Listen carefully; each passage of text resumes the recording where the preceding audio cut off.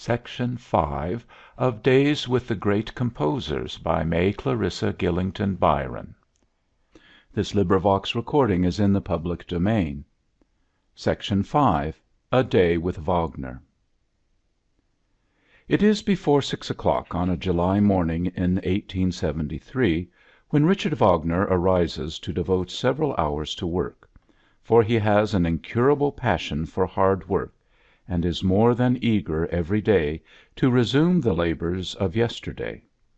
No one is allowed to enter the room where he sits, with a glass of wine before him on the table. His spare, agile form clothed in garb of amazing color and construction. His sensitive skin, which shudders involuntarily at the touch of cotton, is invariably clad in silk attire, and he delights to indulge in the most rococo combinations of design.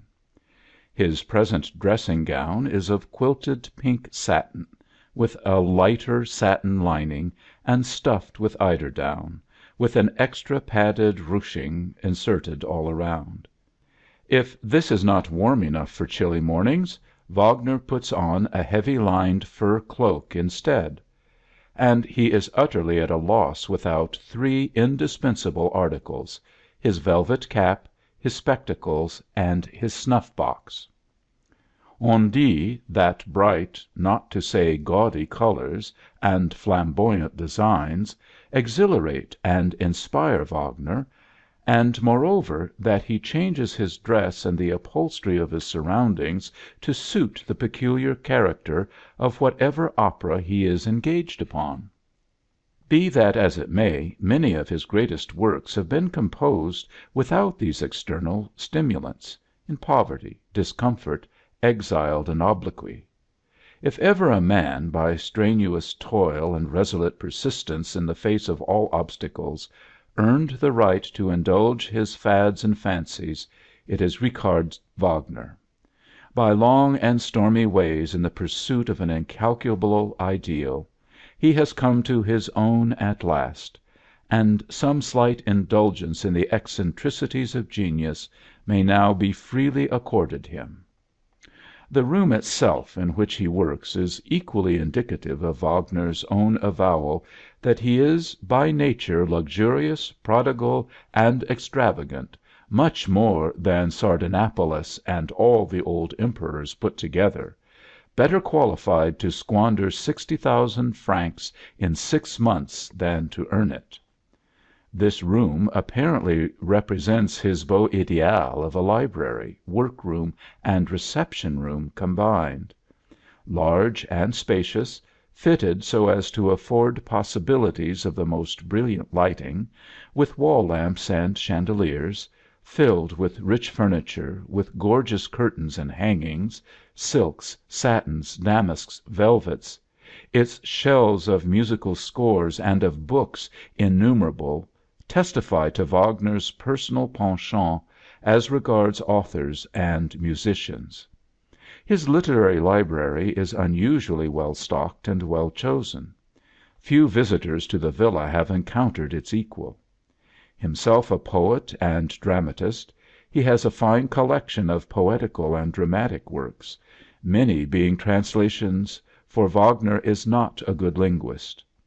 History, mythology, philosophy occupy considerable space. His own treatises and essays on the philosophy and theory of music are represented also.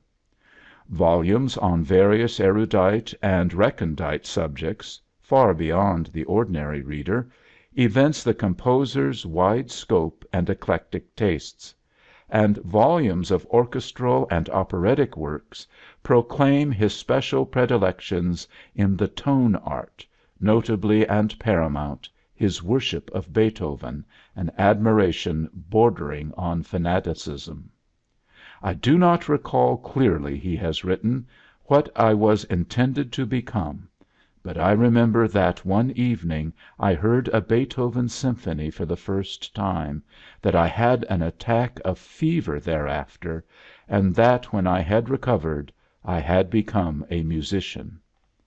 This may explain why, although in course of time I became familiar with other beautiful music, I still loved and worshipped Beethoven above all.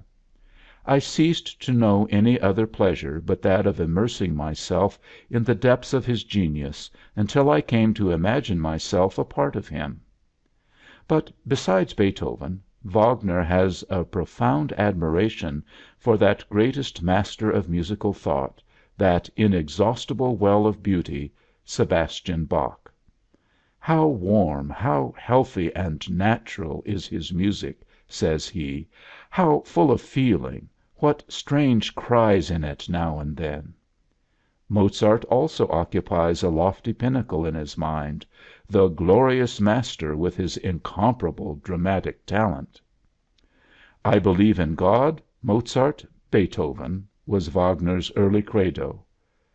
Last, and by no means least, his love of Weber is manifested in a collection of various works by that insufficiently appreciated genius. It has been remarked that the composer in whom Wagner's music really has its roots is not Beethoven, but Weber. He himself has acknowledged his indebtedness in his articles on "The Music of the Future." Should I be granted the satisfaction of seeing my Tannhäuser well received by the Paris public, I should owe this success in a large measure to the very noticeable connection of this opera with those of my predecessors, amongst whom I especially call attention to Weber. It is in quantity, therefore, not a very extended repertoire, musically speaking, which figures upon Wagner's library shelves. It owes all to quality. The conspicuous absence of certain great names is due to his strongly marked idiosyncrasies. Richard Wagner has never been one to follow the multitude in obeisance to any artistic fame. He has chosen either to lead popular opinion or to ignore it. Around him, as he sits so diligently transcribing "thoughts that breathe and words that burn," a score of friendly eyes look down. The lofty walls are hung with portraits. Here his mother, there his wife Cosima, his patron King Ludwig, his friend Liszt, his idol Beethoven, Schiller and Goethe and Schopenhauer, and others endeared to him by intellect or friendship. A splendid Steinway grand piano occupies one corner of the room, and mention must not be omitted of a magnificent dog which lies stretched in sympathetic silence at his master's feet. For Wagner, whether he walks or writes or rests, is never unaccompanied by a dog, and he insists that his beloved Pepys helped him to compose Tannhäuser, by howling most vociferously, with his eyes peering deep into his master's whenever the music went against the grain with him. Whereupon Wagner would reconstruct it. The man has a perfect passion for animals. He is contemplating writing "A History of My Dogs," and it is noteworthy that wherever possible in his operas he introduces animals. As a matter of fact, the Meistersinger, Tristan, and the Fliegender Holländer are the only plots in which they do not occur. Often they are associated with particularly beautiful and significant music, as will be remembered by those who are familiar with the swans in Lohengrin and Parsifal, and the bird and the dragon in Siegfried, wherein a bear also appears. In Rienzi and Tannhäuser, Walküre and Götterdämmerung there are horses, and amongst other creatures in various operas may be enumerated a dove, a ram, a toad, a snake, ravens, and hunting dogs. In short, Wagner's love of animals has been coupled with his stubborn honesty and uncompromising purpose as the most prominent traits in his character. In personal appearance there is nothing about the great operatic composer to indicate the immense resources of his intellect, and the abundant love and happiness which he is capable of feeling. A man of barely middle height, and of no particular presence, his most pronounced features are a massive, almost too massive, forehead and an obstinate chin. The latter to some extent contradicts the expressive serenity of his eyes and the refinement of his mouth. His hair and whiskers are but slightly touched with gray, but his face is lined with past pains, for Wagner has suffered all his life. Not only have repeated failures, perpetual frustrations, troubles financial, artistic, and domestic set their mark upon him, he has been since childhood the victim of erysipelas, heart trouble, dyspepsia, and insomnia, the latter maladies probably produced by continual sedentary work. Really good health he has never known, nor indeed are his habits conducive to it. He does not overeat or overdrink or oversmoke, but he is a veritable slave to snuff, and like many other men of genius he has to pay the penalty of inordinate work at inordinate hours in a ruined digestion and an impaired temper. In speaking of work, it must be remembered that Wagner has imposed upon himself a colossal task, one which no previous composer has attempted, in combining the art of the poet with that of the musician, in regarding an opera as a coordinate whole, words, music, orchestration, all simultaneously conceived and produced, inseparable. Wagner is wont to compare poetry to a husband and music to a wife, thus to a certain extent subordinating the feminine element to the masculine, whereas the reverse has hitherto always been the case, the music has occupied the position of the predominant partner. And, in order to accomplish his ends in this union, his method of creating a music drama is in the highest degree systematic. He does not dog the heels of a desultory inspiration, but maps out with clear purpose and insight the progress and culmination of his work. His usual plan is this: first to select a subject and rough out the plot in prose. This subject matter is to some extent predetermined for him, for, as he has declared, love is the main subject of all the dramas he has ever written, from the Fliegende Holländer to Parsifal. Love, human or divine, love, triumphant or despairing, love, in selfishness or in self-sacrifice, love, regarded, according to Schopenhauer's theory, as the highest of all moral and hygienic laws.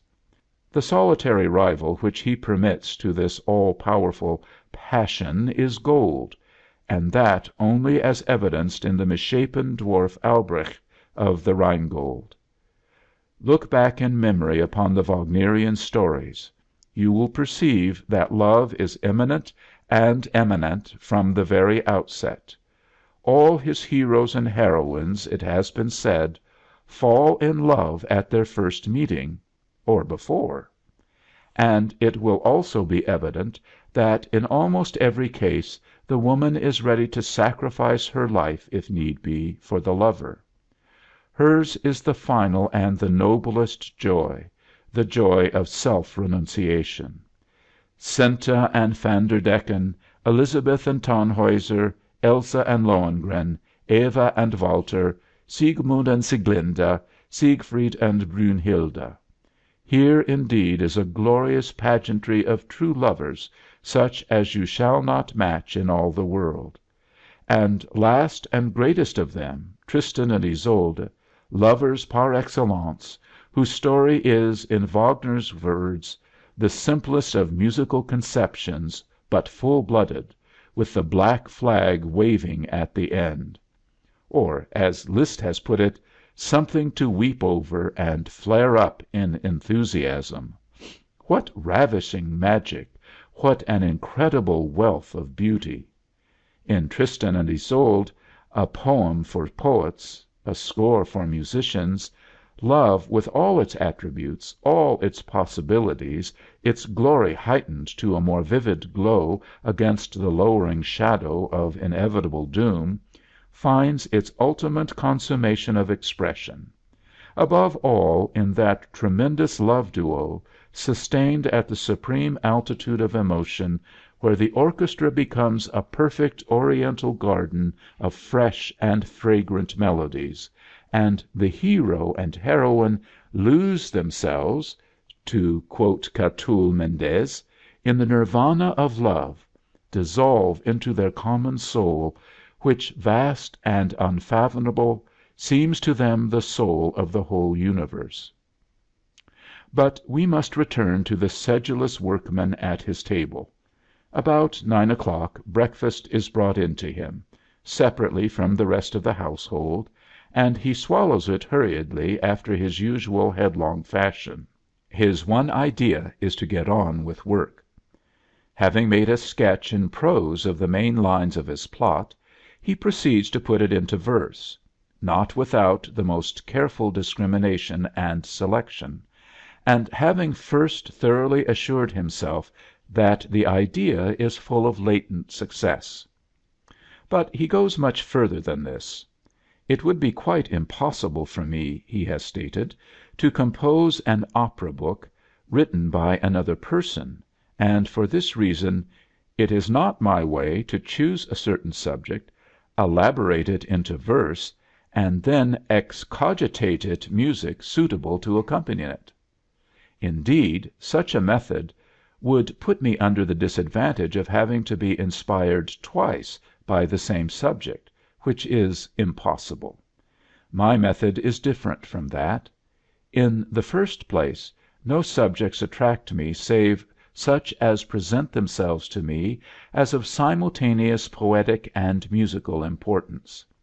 Thus, before I begin to make a verse, or even to project a scene, I am already intoxicated by the musical fragrance of my task. I have all the tones, all the characteristic motives, in my hand, so that when the verses are finished and the scenes arranged, the opera is practically finished so far as I am concerned, and the detailed execution of the work is little more than a quiet after labor, which has been preceded by the real moments of creation. Wagner has for many years adhered to this conviction. He has expressed it with vehemence and certainty in his essay on Beethoven, where he demonstrates how even that mighty genius, incapable of expressing his highest inspirations in sound alone, invoked the aid of poetry for his magnum opus in the Ninth Symphony. In this, according to Wagner's theory, he returned to the original tradition of all nations, in which bard and singer, poet and minstrel were one and the same, an ideal and natural condition of identity, which had suffered a temporary dislocation and divorce for some 200 years. Owing to this plan of giving contemporaneous evolution to both words and sounds, of regarding both as the expression of the same emotion, the verses, twice born with the music, are almost finished before he commits them to paper; and the music, chiefly conceived upon his lonely walks, is also only waiting its final capture in actual black and white notation. Wagner's memory is of unparalleled power and magnitude. He can conduct, from memory alone, whole symphonies of his beloved Beethoven, every note in the complex scores visible and audible to his mind. And although he likes to have a piano in his room, so that if necessary he may remold and remodel to a certain extent, he cannot attempt to transfer to the limitations of the keyboard the amazing architectonics of his piled up score. Wagner thinks entirely in orchestral terms, and lives habitually in a region of orchestral colors, merely using the piano as a very inadequate sketch-book to which he can have recourse when necessary.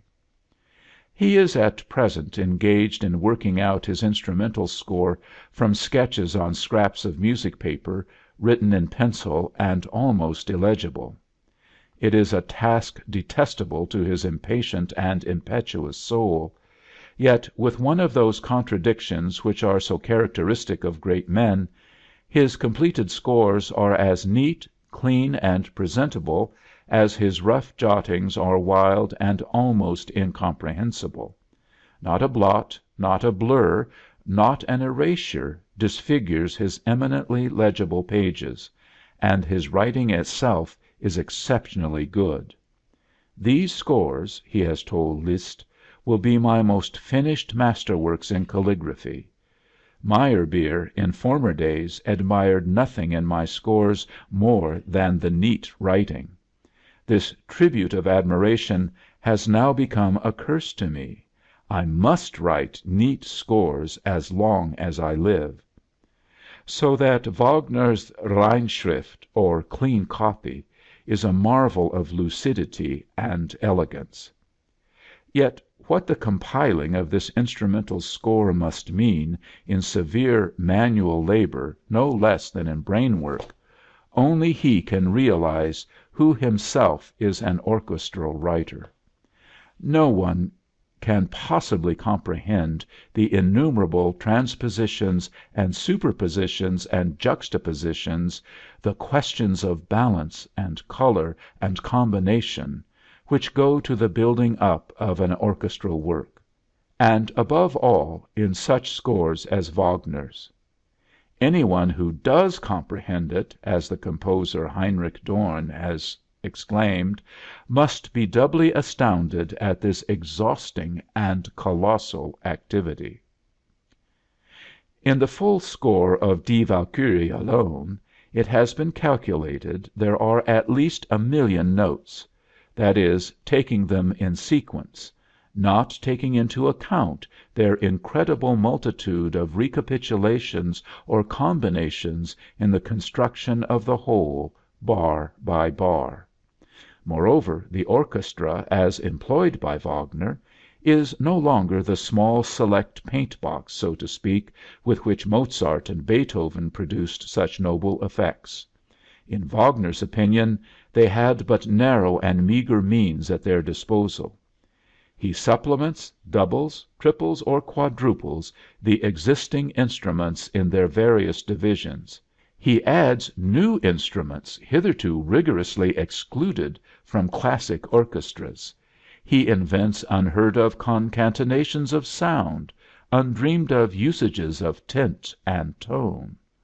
Wholly original, unorthodox, unconventional, yet convinced of his own capacity, he bids the orchestra assume a rôle and an importance which never in opera has been heretofore acceded to it. It is no longer treated, in his own phrase, as a big guitar to accompany arias. He entrusts to it the function of revealing the soul, the passions, the feelings, even the most transient emotions of his characters. The orchestra becomes the echo, the transparent veil, through which we hear all their heartbeats. Whether in the Feuerzauber scene, to use the language of Saint-Saëns, the violins flame, the harps crackle, the drums scintillate around the wall of fire which hides Brünnhilde, or the two sets of forest horns, making answer to each other in different keys, descend into dreamy silence before the passionate embrace of Tristan and Isolde. Whether the violins in high harmonic positions in the key of A, which is the purest for strings and the most magic in effect, always announce the approach of Lohengrin, as the swan glides up with the mysterious night; or in the introduction to the first act of Die Walküre, the rainstorm pelts and pours upon the roof of Hundig's hut; in the agitated tremulos and runs of the violins, while the double basses mutter growling thunder in the distance, until at last, in that clashing cataclysm of sound with which the storm rides in upon the full orchestra, appears that sinister and terrible motif identical with the storm god. Or again, when upon the chord of E flat, rising and falling in long waves from the highest to the lowest octaves, the water maidens of Rheingold become visible in their graceful play, and their song rocks like a cradle song in exquisite modulations, half nonsense words such as a cradle song might be, Via vaga voga di vela. Nor is it only en masse, and in the depicting of a whole scene, as it progresses, that Wagner has led the way into a new tone world, whither henceforth so many shall hope to follow, whilst those who come to scoff remain to pray. He uses certain instruments to certain ends, and certain keys for certain purposes. In Lohengrin, for instance, he breaks through the monotonous harp conventionality which has always been used for portraying celestial matters, and takes, instead of harps, with infinitely thrilling effect, violins and wood wind in prolonged notes in the highest positions. Ortrud is almost invariably indicated by the English horn, the bass clarinet, and the key of F sharp minor; Elsa by the high wood wind; the king by the brass. All this without mention being made of what is perhaps Wagner's most salient musical characteristic, or what strikes the lay mind as such, the association of his dramatis personae with certain definite melodies or motifs. For he is the prophet, if not the inventor, of the leitmotif and all subsequent developments which follow on it. But now the morning has reached the hour of 12, and the composer's long isolation is ended. His wife comes in, taking it for granted that he has worked long enough, and sits down to tell him the news of the day, to read his letters aloud to him, to listen to his enthusiastic projects, and write, at his dictation, some of the enormous multiplicity of letters which must be dispatched. Cosima Wagner, the daughter of Liszt, is a perfect wife for the eccentric musician, whose first marriage was in all respects unhappy. She almost worships her husband, and delights to serve and wait upon his smallest wishes. She is full of intelligent sympathy for his art, and of loving indulgence to his weaknesses. He may cram the drawing room, like the study, with irrelevant cascades of velvet, or unnecessary draperies of silk, for he has, as we have indicated already, a passionate love for luminous stuffs that spread themselves like sheets of flame or fall in splendid folds. He may garb himself in bizarre and almost ludicrous concoctions, such as a coat and trousers of golden satin, embroidered with pearl flowers. Cosima Wagner knows the real, honest heart at the back of all these ebullitions, and is aware that in his ideal German, Hans Sachs of Der Meistersinger, the type of all that is noble and self-sacrificing in human nature, her husband recognizes many of his own best traits. There is only one thing which he will not sacrifice. All others if need be, but not his dreams, his aspirations in art, for whose sake he has been content to endure so many years of privation, derision, and disaster. Happy the genius, Wagner has declared, on whom fortune has never smiled. Genius is so much unto itself. What more could fortune add? When I am alone, and the musical fibers within me vibrate, and heterogeneous sounds form themselves into chords whence at last springs the melody which reveals to me my inner self, if then the heart in loud beats marks the impetuous rhythms and rapture finds vent in divine tears through the mortal, no longer seeing eyes, then do I often say to myself, what a fool you are not to remain always by yourself, to live only for these unique delights.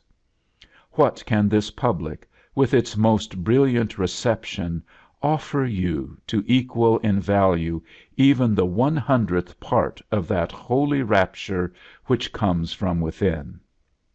But the vivid elation which supports him during the hours of work sinks as suddenly as it rose, leaving him weary and flaccid as he lays down his pen after the prolonged and eager effort.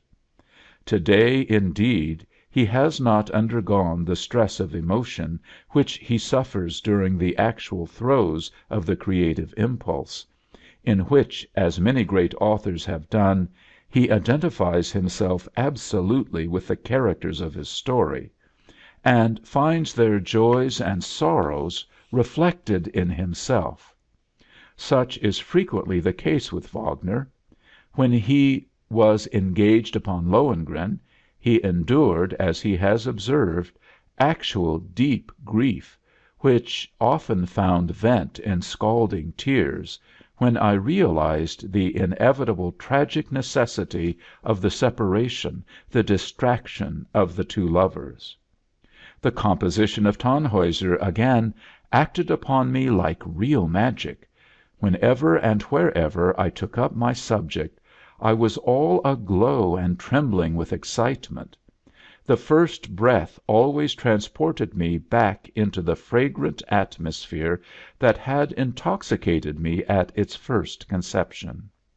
He reveled with Tannhäuser in the sensuous delights of the Venusberg, shared with Wolfram his pure and noble ecstasy of devotion to Elizabeth, agonized with Elizabeth in her cruel and death-dealing disappointment when she sees that Tannhäuser is not among the company of the pilgrims returning from Rome.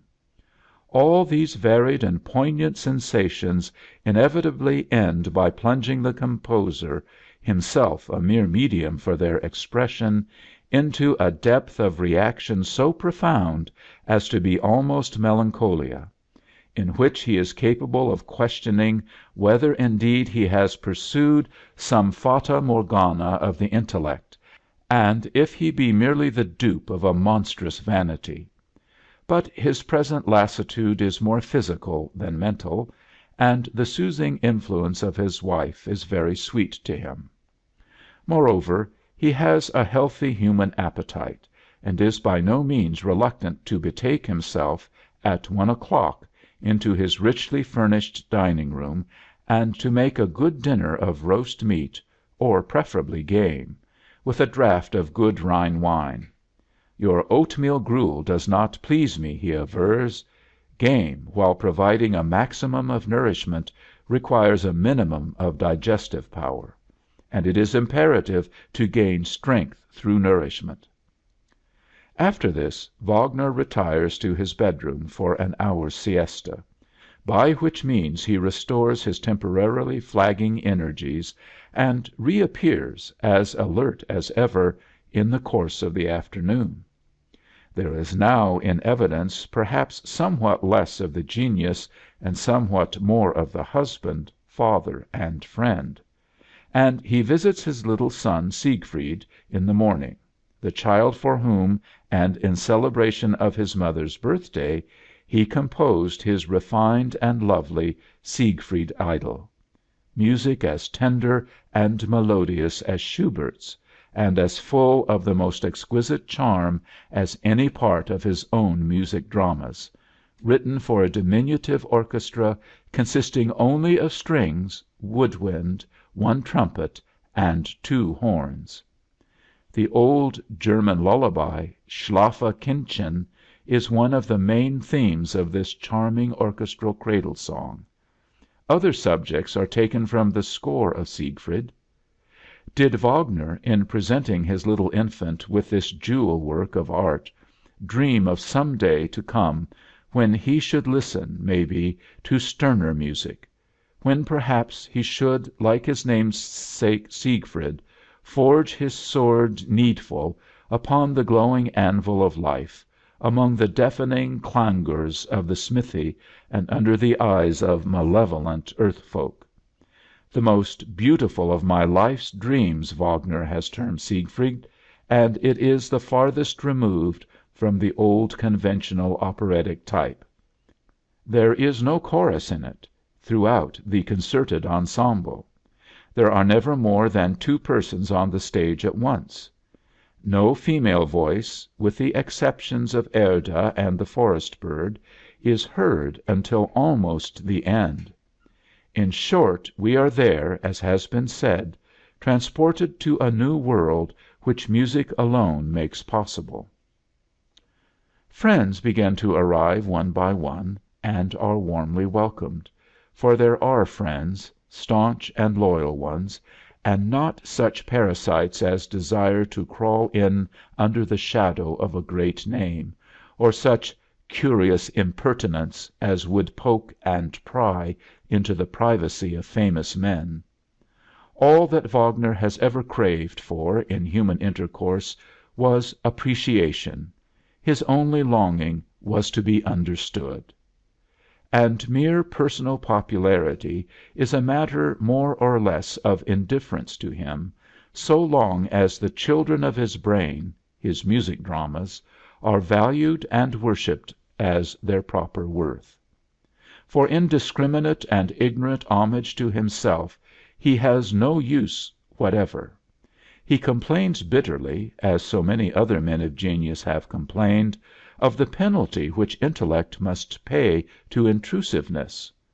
What one of our class, says he, sacrifices in his intercourse with all sorts of persons, utter strangers, what annoyances and torments attend it, no one else can have any conception of. These tortures are the greater because men who are our very antipodes believe that we are really like themselves, for they understand just as much in us as we have in common with them, and do not know how little, how very little, that is, I make the most subtle arrangements to secure isolation, compel myself to be alone, and take pains to attain my object. Talking, letter writing, business complications, these are my life foes. Undisturbed, peaceful creativeness and work are, on the contrary, my life's preservers. Yet, despite Wagner's protestations of preference for seclusion, he is naturally a companionable and gregarious man. Strangers are often agreeably surprised by the cordial and demonstrative delight with which he receives them. He is capable of dancing with joy and tossing up his cap like a boy, in sheer ebullience of enthusiasm. He has a curious, indefinable personal magnetism, exercised in apparent unconsciousness of its power, over all with whom he comes in contact. When in his presence, said Herkimer, you lose your own identity. You are sadly inclined to forget that there is something else in the world besides Wagner and his music. You are under an influence that sets every nerve at its highest key. I doubt whether any man since Napoleon I has been known to exercise such powers of fascination over his admirers as Richard Wagner does daily.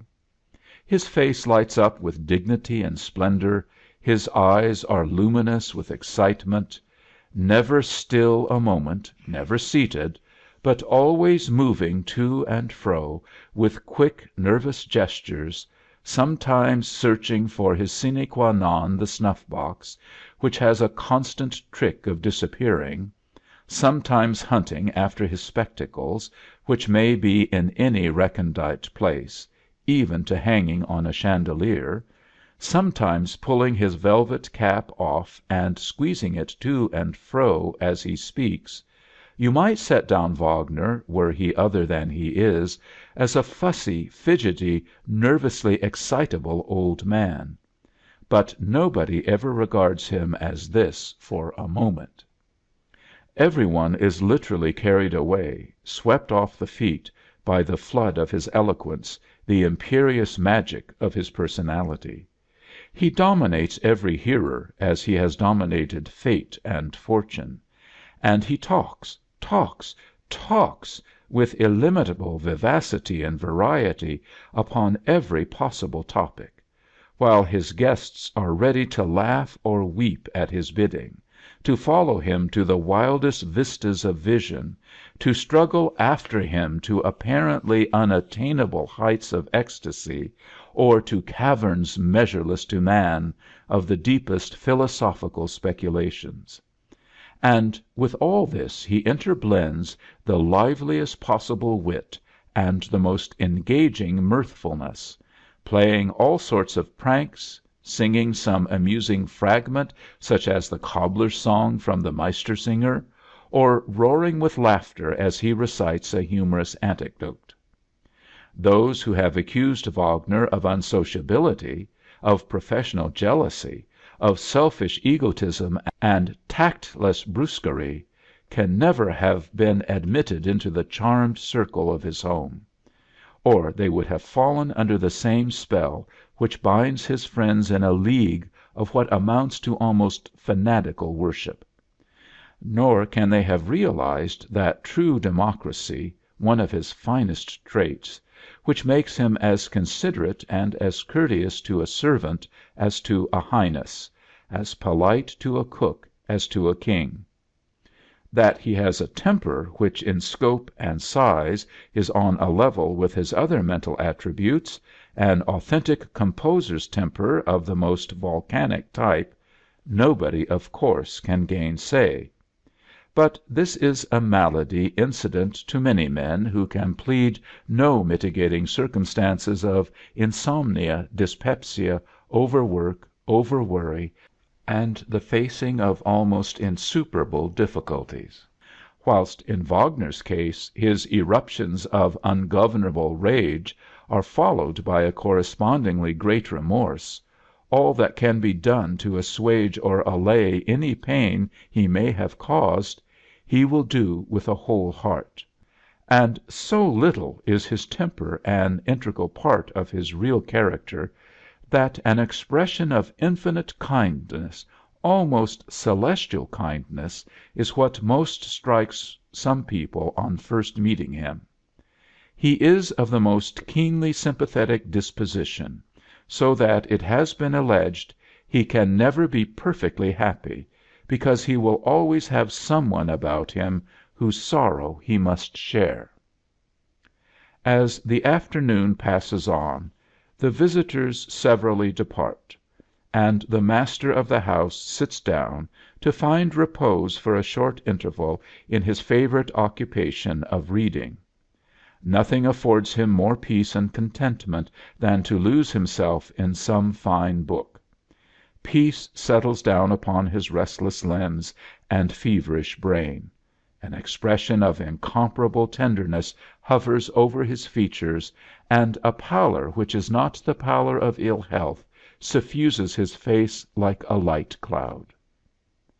It may readily be imagined that Wagner has had to find some time for a very large amount of reading among the exigencies of his creative work. He has had to study many books to acquaint himself with the masterpieces of literature, for the selection of his dramatic material; and for the 6 years after the completion of Lohengrin, whilst abuse was being hurled upon his music in every quarter, as the negation of art, of melody, of common sense, he withheld himself with stern self-control from writing another bar. He expended his energies upon the production of theoretical treatises by which he hoped to cleave a path for the passage of the music of the future, treatises such as Art and Revolution, Art and Climate, Opera and Drama, Judaism in Music, so complex, so learned, so abstruse, and, bien entendu, so deadly uninteresting to the musical in addition to the unmusical reader, that it is very much to be doubted if any one has ever succeeded in plodding through them save the author himself. Still, they presupposed an enormous amount of study, and although they were not written under the direct impulse of the Schopenhauer philosophy, which has so largely influenced Wagner's later theories, they tend in some manner to prepare the way for it. This philosophy, very roughly put, amounts to the statement that the musical composer is the only truly creative artist, because he cannot borrow anything from nature, and is shut up, like the deaf Beethoven, with his own inner consciousness, and his own, practically clairvoyant, inceptions. This is what one may call a domesticated day, an at-home day, with Richard Wagner. He is not obliged to go out and conduct a rehearsal with his orchestra in the Bayreuth Theatre, storming, hissing, gyrating, stamping, like one demoniacally possessed, and anon smiling sweetly and almost ceasing to move at all. He has no royal audience to attend in the palace of his devout adorer and patron, King Ludwig. He has no desire today to visit his favorite resort in Angermans, where he is wont to set the table in a roar above the glasses of Bayerisch beer, as he exhales innumerable jests and reminiscences. The afternoon is still delightfully warm, warm enough even for this man, so singularly susceptible to damp and cold, who can hardly bear to live through the detested winter, and never, if possible, starts new work until the spring. In his favorite attitude, with his hands behind his back, thrust deep into specially made capacious overcoat pockets, and accompanied by his dog, the composer goes out for a lonely walk, and for a silent intercommunion with nature. This, in common with most other great musicians, he finds his most prolific time. And slowly pacing in solitary silence, while the summer evening bathes him in light and odorous warmth, he rises into that clarified, ethereal atmosphere which he has described, that ecstatic sense of isolation which fills him with voluptuous thrills such as we experience on a lofty Alpine summit, when with our head in the blue ocean of air we look down on the mountain ridges and valleys beneath. And he becomes aware of mysteries, voices and melodies penetrating to his consciousness from the innermost soul of things. One of the characters with which he is at present concerned, a character out of the music drama he is creating, appears to his mind's eye, gazing, even visibly moving towards him, which may even frighten him, but which he must endure. At last its lips move, the mouth is opened, and a voice from the spirit world, so he himself has endeavored to explain this transcendent experience, tells him something quite real, entirely intelligible, but also so unheard of that it awakes him from his dream. Everything has vanished, but in his mind's ear the sounds continue. He has had an idea, a so-called musical motive. Heaven knows whether others may have heard it, just the same or somewhat similar. What does he care? It is his motive, given him in a perfectly legitimate way by that remarkable apparition during the wonderful moment of his trance. These experiences are not the property of the ordinary man, nor are they capable of intelligible explanation in lucid terms to any who have not been through them. The visions of saints and mystics, the ecstasies of devotees, the hallucinations of seers, are of the same caliber, and on the same plane, with the means whereby music is vouchsafed to the musician. He dwells for what may be a moment or 1,000 years, for here time and space are obliterated as in dreams, among trailing clouds of glory, which are sound vibrations rather than light vibrations, and his being is as an instrument of 7 strings for invisible fingers to play upon. Were it not that these occasions have by dint of repetition become natural instead of supernatural events, they would be more than the human mind is capable of sustaining. Wagner returns to his house, transpierced with glorious imagination. Better and greater they seem to him than all which have hitherto been yielded him. For he is at present contemplating that noblest and abstrusest work of any, Parsifal, steeped in a dense cloud of religious mysticism, and he desires that his utterances in this the culminating, consummate work of his skill as a master of resources shall be fraught with actual divine inspirations, to result in something new beyond all previous attempts toward novelty.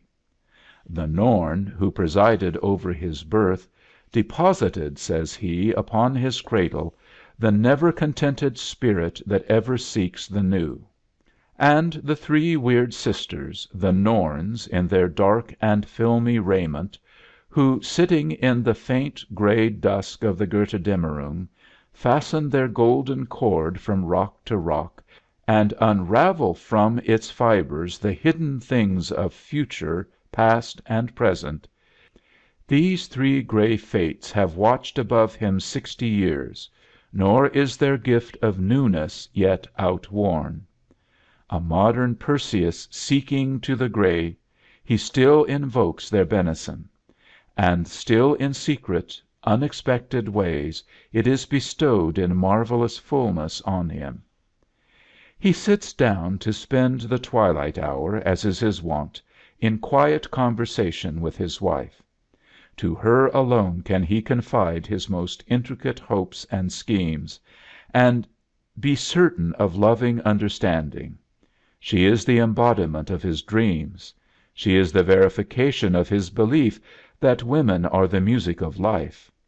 When his hand is tired, she writes, to his dictation, the greater part of that multitude of letters in which he loves to expound and to display his views upon tone art, as well as those to more personal friends like Liszt, who relish a gossipy epistle. Supper, about 7:30, being over, the composer enjoys a rest in his comfortable and luxurious drawing room, while one of Frau Wagner's daughters reads aloud for an hour or so from some book of his selecting, and he listens all attention, sometimes filling the room with mighty laughter, sometimes making parenthetical explanations or remarks. Occasionally he will himself read out a scene of Shakespeare, in German, with such masterly dramatic effect that it sounds, in his own characterization of Shakespeare, like an improvisation of the highest poetic value. Or, if he is feeling merry and cheerful, he will render a comic scene, with inimitable verve and gaiety, and frank enjoyment of its humors. The night is now here. The Villa Wahnfried is brilliantly lighted up from top to bottom. Unconquerable drowsiness assails each faculty of this indomitable man, and with reluctance he brings to a close a day which has been so full of work and pleasure. The great red lamp burns cosily in his bedroom, and the summer stars shine down upon Bayreuth as his wife goes hand in hand with him to bid their sleeping boy good night. O du mein holder Abendstern! O thou my lovely evening star! He softly sings to her, in the well-known melody from Tannhäuser, as an almost palpable atmosphere of love and happiness surrounds the sleeping and the waking. Richard Wagner, young in spite of all his years, titanic in spite of all his troubles, has surely earned a night's repose. End of Section 5. A Day with Wagner.